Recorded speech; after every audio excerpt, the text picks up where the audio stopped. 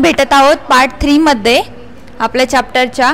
Okay, so starting with the 10th science part first periodic properties chapter second बघत होतो आपण graduation in halogen family. Okay, the group 17 contains the members of halogen family. All them have a general formula X2. A gradation is observed in their physical state down the group. Okay, thus fluorine, chlorine and gases bromine are liquid while iodine is in solid state. Okay, collect the information about inert gas element, uses of various element. Read the following reference book from your library. Understanding chemistry, C.N.R. Rao. Okay, Dr. C.N.R. Rao is the best chemist. Okay, now the periodic table book, a visual encyclopedia of the elements. Okay, त्याच्यानंतर आपल्याला इथे दिले, do you know metal plus 2 hydrogens 2 water molecules gives metal hydroxide plus H2. In general chemical equation indicating the reaction of alkaline earth metal is given above. While going down the second group as beryllium, magnesium, calcium, strontium, barium, the gradation in this chemical property of alkaline earth metal is seen. While going down the second group, the reactivity of the alkaline earth metal goes on increasing, and thereby the ease with which this reaction takes place also goes on increasing. Thus, beryllium does not react with water, magnesium react with the stem, while calcium, strontium and barium react with water at room temperature with increasing rates. Okay, पुढे दिली आपल्याला exercise. Okay, पुन्हा आपण एकदा काय घेऊ, revision घेऊया आपण चॅप्टरची. आपण काय शिकलो चॅप्टर मध्ये, याचा एक आपण काय घेणार आहोत, ओव्हरलुक घेणार आहोत. चॅप्टरचं नाव होतं आपल्या periodic classification of elements. Okay, आणि त्याच्यामध्ये आपल्याला आपण काय बघितलं, आधी क्लासिफिकेशन ऑफ एलिमेंट्स बघितलं, नंतर डोंबेरियर स्ट्रेट्स आपण बघितलं. Okay, Newlands law of octet आपण बघितला. न्यूलँड्सने कशा प्रकारे म्युझिकल नोटनी एलिमेंट्स डिवाइड केले ते आपण बघितले. Why Newlands law is has limitations आपण न्यूलँड्स ऑक्टेट लॉचे बघितले. त्याच्यानंतर आपण इंट्रोडक्शन पाहिलं मेंडेलियस पिरियडिक टेबलचं. मेंडेलियनने जो पिरियडिक टेबल काढला तो वर्ल्ड वाईड एक्सेप्ट झाला. मेंडेलियनने कशाच्या बेसिसवर पिरियडिक टेबलचे क्लासिफिकेशन केलं, that is on the basis of finding Mendeleev stated the periodic law. Okay, properties of elements are periodic function of atomic masses असं आपल्याला मेंडेलिव्हनी सांगितलं. काय सांगितलं मेंडेलिव्हनी, ज्या एलिमेंटच्या प्रॉपर्टीज आहे हे ॲटॉमिक मासेसचे काय असतात, पिरियडिक फंक्शन असतात. ओके, त्याच्यानंतर आपण फर्स्ट मेंडेलिव्हनी कसा डिवाइड केला पिरियडिक टेबल तो बघितला. नंतर आपण बघितलं मग इंट्रोडक्शन टू सायंटिस्ट मेंडेलिव्ह आपण बघितलं. नंतर आपण merit of Mendeleev periodic table, मेंडेलिव्हच्या पिरियडिक टेबलचे काय बघितले आपण, मेरिट्स बघितले. After seeing merits, okay, we are looking towards the demerits. What's the demerits of Mendeleev periodic tables.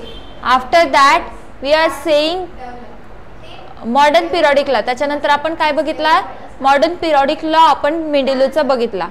नंतर आपण काय बघितलं, मॉडर्न पिरियडिक टेबल बघितला जो आपण रिसेंटली काय करतो, स्टडी करतो. आणि लॉंग फॉर्म बघितला पिरियडिक टेबलचं. Okay, structure of the modern periodic table हे बघितलं आपण. त्याच्यानंतर मॉडर्न पिरियडिक टेबल आणि इलेक्ट्रॉनिक कॉन्फिगरेशन ऑफ एलिमेंट आपण कशाचं इंट्रोडक्शन करून घेतलं, इलेक्ट्रॉनिक कॉन्फिगरेशन इंट्रोडक्शन करून घेतलं. What is mean by electronic configuration, it is a number of valence electron present in its outermost shell. एलिमेंटच्या आउटरमोस्ट शेलला किती इलेक्ट्रॉन्स प्रेझेंट असतात त्याला आपण काय म्हणतो, इलेक्ट्रॉनिक कॉन्फिगरेशन म्हणतो त्या ॲटमचं. ओके, त्याच्यानंतर आपण काय बघितलं, मॉडर्न पिरियडिक टेबल बघितला ज्याच्यामध्ये आपण झिगझॅग लाईनचा कन्सेप्ट बघितला. ओके, झिगझॅग लाईनच्या ह्या साईडला नॉन मेटल स्लाइड्स करता आणि ह्या साईडला कोणते मेटल स्लाइड्स करता, मेटल स्लाइड्स करता. ओके, आफ्टर दॅट आपण बघितलं पिरियडिक अँड इलेक्ट्रॉनिक पिरियड्स आणि इलेक्ट्रॉनिक कॉन्फिगरेशन बद्दल बघितलं. नंतर पिरियडिक ट्रेंड्स बघितले आपण मॉडर्न पिरियडिक टेबलचे. ज्याच्यामध्ये आपण फर्स्ट फॅक्टर बघितला ॲटॉमिक साईज, म्हणजे right to the left atomic size काय होत जाते, डिक्रीज होत जाते because of the effective nuclear charge. Left to the right the atomic size of the atom is decreases. आणि टॉप टू दी बॉटम काय होतं, top to the bottom काय होतं, ॲटॉमिक साईज इन्क्रीज होत जाते. Why, because new shells is added in the atomic structure. Okay, new shell add होते म्हणून atomic radius increase होते आणि atomic size as result atomic size पण काय होते, इन्क्रीज होते. त्याच्यानंतर आपण बघितलं मेटॅलिक आणि नॉन मेटॅलिक कॅरेक्टर. सिम्पली ही डायग्राम आपण बघितली. जर लेफ्ट टू राईट गेलं तर ॲटॉमिक रेडियस काय होते, डिक्रीज होते. ओके, लेफ्ट टू राईट गेलं तर ॲटॉमिक रेडियस काय होते, डिक्रीज होते. आणि जर आपण लेफ्ट टू राईट गेलो तर इलेक्ट्रोनिगेटिव्हिटी आणि नॉन मेटॅलिक कॅरेक्टर काय होतं, इन्क्रीज होतं.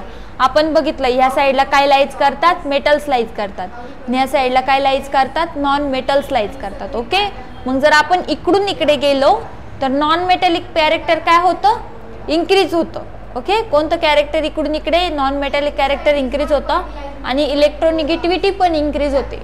We know the most electronegative atom of the chemistry is only and only one king is a fluorine. Okay, fluorine is the most electronegative atom of the periodic table. No one is the more electronegative than fluorine. Okay, decreasing the electropositivity and metallic character. Okay, आपण left to the right गेल्यानंतर काय होतं, इलेक्ट्रोपॉझिटिव्हिटी character काय होतं, decrease होतं metals. Okay, same trend आपण कशासाठी बघितला, टॉप टू बॉटम साठी पण आपण ट्रेंड बघितला. Down to the group top to bottom काय होतं, ॲटॉमिक रेडियस इन्क्रीज होते. Why, because new shells are added in an atom. Okay, आणि त्याच्यानंतर काय बघितलं आपण, decrease in the decrease in the electronegativity and non metallic character. Top to the bottom काय होतं, नॉन मेटॅलिक कॅरेक्टर हे मेटलचं decrease होत जातं आणि इलेक्ट्रोनिगेटिव्हिटी पण काय होत जाते, डिक्रीज होती. फ्लोरीन हा मोस्ट इलेक्ट्रोनिगेटिव्ह असतो.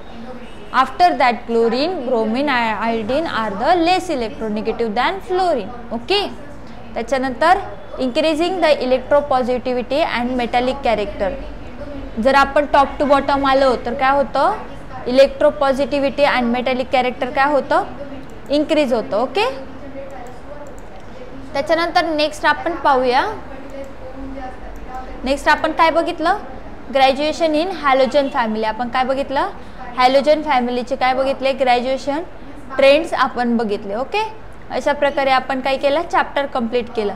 सी हिअर ही रिॲक्शन आपण बघितली मेटलची वॉटर बरोबर. मेटल जेव्हा पण वॉटर बरोबर रिॲक्ट होतात तेव्हा मेटल्स काय फॉर्म करतात, metals forms a metal hydroxide when reacts with A water. ते काय करतात, वॉटर बरोबर रिॲक्ट झाल्यानंतर मेटल हायड्रॉक्साईड फॉर्म करतात. ओके, आणि जेव्हा नॉन मेटल्स इलेक्ट्रॉन देतात तेव्हा काय फॉर्म करतात, कटायन. आणि जेव्हा इलेक्ट्रॉन्स घेतात तेव्हा काय फॉर्म करतात, अनायन. आणि cation means positive charge and अनायन means negative charge. Okay, ह्या बेसिक कन्सेप्ट आपल्याला चॅप्टरमधून जाणून घ्यायच्या होत्या. पिरियॉडिक टेबल हा आपल्या केमिस्ट्रीचा खूप बेसिक चॅप्टर आहे, ज्याच्यामध्ये आपल्याला ह्या चॅप्टरमध्ये आपल्यासाठी मोस्ट इम्पॉर्टंट पॉईंट्स कोणते माहिती का. First of all the picture of the periodic table.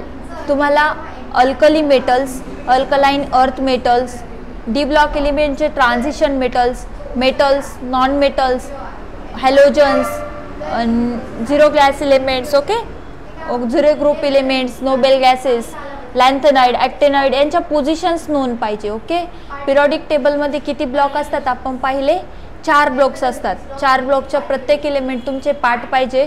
We know about their atomic masses, atomic number, their atomic radius. Okay, तुम्ही जर कंप्लीट पिरियॉडिक टेबलच्या प्रॉपर्टीचं स्टडी केला, आपलं जे वर्ल्ड आहे, ओके, हे जे वर्ल्ड आहे फक्त कशाने बनलेलं आहे, एवढे एलिमेंट्सनी बनलेलं आहे. ओके, या वर्ल्डमध्ये हे एलिमेंट सोडून काही एक्झिस्ट करत नाही. Chemistry is all about our daily to daily life. Okay, आपले सगळे मेडिसिन्स याने बनतात. इच अँड एव्हरीथिंग ह्या एका मेटलने आपली बनलेली असते. So It is a very basic concept of chemistry and we well know about the periodic table. Okay, you are very well introduce about, तुम्ही खूप चांगल्या प्रकारे काय झाले पाहिजे, इंट्रोड्यूस झाले पाहिजे पिरियडिक प्रॉपर्टीज बरोबर, त्याच्या ट्रेंड्स बरोबर, इच एलिमेंटचे ॲटॉमिक नंबर बरोबर, ॲटॉमिक मास बरोबर. ओके, जेणेकरून काय होईल, केमिस्ट्री स्टडी करणं तुमच्यासाठी सोपं होईल. ओके, हेच पॉईंट आहे. ओके, हा ट्रेंड पण तुम्हाला नोंद पाहिजे. Many competitive exams asking about that trend. Okay, तुम्हाला मोस्ट ऑफ ह्या ट्रेंड्सवरच क्वेश्चन काय केले जातात, विचारले जातात. सो थँक्यू स्टुडंट, पुन्हा भेटूया आपण एक्सरसाइज सोल्युशनमध्ये. Okay, thank you for watching.